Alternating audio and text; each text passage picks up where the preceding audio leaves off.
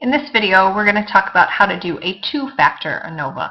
The two-factor ANOVA answers the question, is there a difference in my treatment and control plants,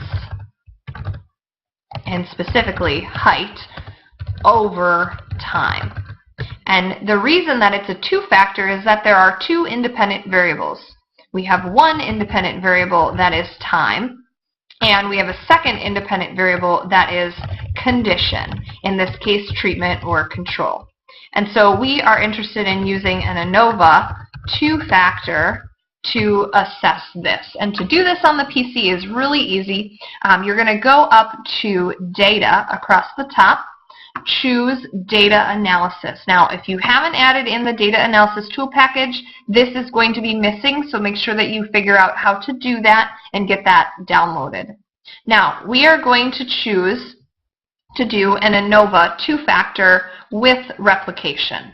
The reason that we're choosing to do it with replication is that we have 4 replicates of our control plants and 4 replicates of our treatment plants. Now, you may have even more in your group, but in this example we have 4 of each, and so because we have replication, we are going to choose that one. We're going to hit OK, and what we're going to do is choose an input range. So make sure there's nothing here, and you're going to click on the input range, and you're going to highlight this entire table, including the labels. So go ahead and do that. Click on the pop-out box, and then you need to tell Excel how many rows there are in each of your samples. So if you look at your condition of 0, there are 4 rows, and so you would type in 4. The alpha level is set to 0.05. That corresponds to that p-value that we're interested in. And then we want to choose an output range, so we are going to go click somewhere, pop that back in, and we hit OK. What we're going to get here are 2 different tables, some of which you have seen before. This first set of tables are summary tables. Basically what they're summarizing is the data corresponding to week 1, week 2, week 3 for the zeros, which were your control, and then week 1, week 2, week 3 for your treatments, which was represented as a 1. You can see that you have 4 values in each of those. That's a good thing. You want to always verify that that matches what you put in from your table. And the rest of it is maybe useful information, but it may also be data that you could just ignore. You want to come down here to this ANOVA table at the bottom, and this one, it has some interesting labels. This first one here we actually need to relabel. This is the sample, and so in our case this is what we would call condition. This is what we would call week.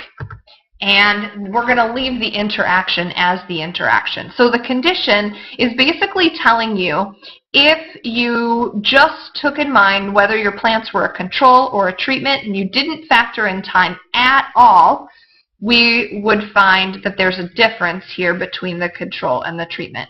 This one looks at just week, so this one says it doesn't matter whether you're a control plant or a treatment plant, but the question is, did you grow?